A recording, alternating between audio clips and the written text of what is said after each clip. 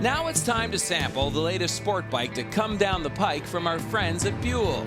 And first off, let me tell you, things have come a long way from 1983, back when Eric Buell first started making hand-built race bikes in his workshop using Harley XR1000 Sportster engines. Nope, this baby is a moonshot away from those days. But true to Eric's vision, the 1125R still goes its own way. First off, the new Helicon engine. While most V-twins are set at 90 degrees, this liquid-cooled, fuel-injected 8-valve unit displays its cylinders 72 degrees. And that power plant is supplied to Buell by the folks at Rotax, the same company who supply Aprilia and Can-Am with their engines. Feeding the compact V is a 12-liter airbox with two massive 61mm downdraft throttle bodies. And since the airbox likes to sit above the mixers, the aluminum frame holds the fuel. Other neat tricks? How about a 6-speed tranny with a slipper-type clutch, mated to a belt final drive? And those massive air scoops? Well, they double as frame protectors.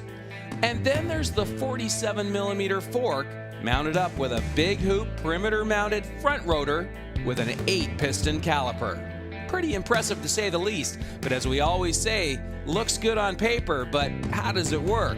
Well, this week we invited Women's Cup road racer Josee Bouchard to sample the 1125R, and here's what she had to say after running down the road on Eric Buell's latest dream machine. So what was your first impression when you saw this bike this morning? I was really surprised how good and racy it looked, because on the pictures it doesn't look that racy. It looks more like a cafe racer kind of thing, but it looks really good, and I was really surprised. Now you're used to riding 600cc sport bikes, Japanese inline fours. So, you know, what were your thoughts riding a big displacement V-twin? How would you describe this engine to anybody at home? Well, what I was expecting is like a lot of torque, a lot of power, like right off the bat, and actually a lot of engine braking, which I didn't get with this bike. I was kind of surprised, like a lot of torque, a lot of speed, and a lot of power. But when I was letting go the throttle, I didn't feel that engine braking at all. Like if you want to slow down, you had to grab the brakes, which I was really surprised about. Yeah, the flywheel is light, very light. Did you find a lot of excessive vibration, anything like that? No, I was surprised also. We went for a little longer ride, and I was maybe expecting vibration in the feet, in the foot pegs. And no, the whole time it was really comfortable, actually. How did you find the shifting, the transmission? This bike has just been broken in, so how was the shifting? Shifting, no problem. I was not even using the clutch. So no problem, in and out, perfect. What about stopping? I mean, it's got a very unusual front brake. That rotor on the front is very interesting. How did you find it to work? It was something I wanted to try, and I did try it really hard on the front brakes, and it stopped like on a dime. It was really, really good, really good brake. Although the rear brake, I don't know how it's adjusted, but not much there. Yeah. Okay.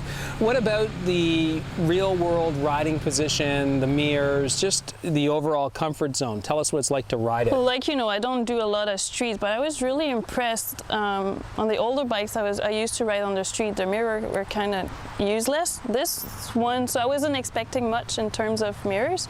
And these mirrors, it was really good. I don't know, it's because where they're positioned, but you can see like a large area back you and not just your shoulders. So it was really good. Depending where you were sitting, there was always like a good visibility, so it's nice. And the riding position is really nice. I didn't have a lot of pressure on my wrist or anything, and the seat was really comfortable. And the foot pegs, the height of the foot pegs, like I didn't get tired at all. It was really nice to ride. What's going to be the one lasting impression, you know, when you get up to your brothers this evening? What's the one thing that's going to last in terms of when they say, how was it to ride? What are you going to remember the most? I would say the power, because it's so different than an inline four, and like the torque and the power. The front brake, I really like the front brake, and the look. The look is, to me, it's really, really sexy.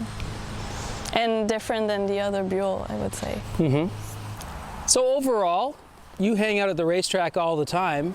Who would you recommend this bike to? Besides Steve Crevier, it's definitely not a bike for beginners. With the power delivery, I would say you need someone who knows what they're doing with a little bit of experience. I don't think it's a bike that forgives a lot if you make mistakes.